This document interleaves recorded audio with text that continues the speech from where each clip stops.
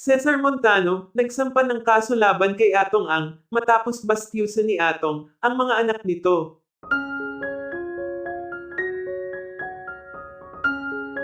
Pinag-uusapan pa din magpasa hanggang ngayon ang nangyari sa hiwalayang Atong Ang at Sunshine Cruz.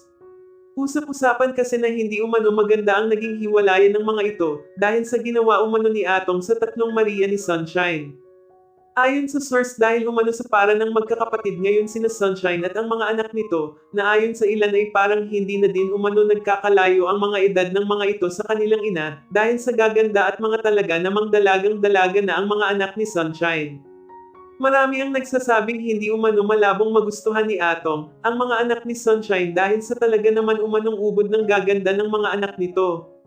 Lalo't higit ang anak ni Sunshine na si Angelina Isabel Cruz Montano na kamukhang kamukha ni Sunshine Cruz.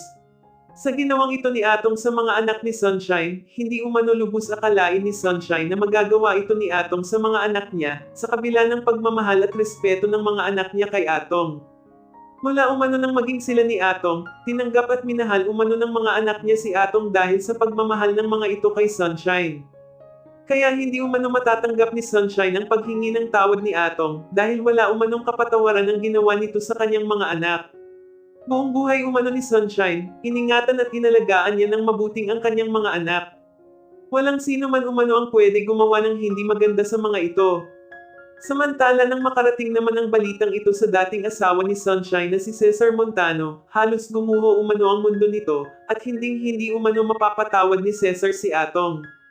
Sa naging pahayag ni Cesar, pagbabayaran umano ni Atong ang kanyang mga kasalanan. Hindi umano biro ang trauma na nararanasan ngayon ng kanyang mga anak. Ay lalaban umano ni Cesar ang kanyang mga anak, at sisiguraduhin umano niyang mabubulok si Atong sa kulungan. Wala umanong magulang ang gustong mapasama ang kanilang mga anak. Hiwalay man umano sila ni Sunshine, lagi pa din naman umano siyang nandyan para sa mga anak niya, at kahit kailan umano hindi niya pinabayaan ang kanyang mga anak. Marami naman ngayon ang humanga sa pagiging isang mabuting ama ni Cesar sa kanyang mga anak. Napakaswerte umano ng mga ito na meron silang ama na handa silang ipagtanggol hanggang dulo.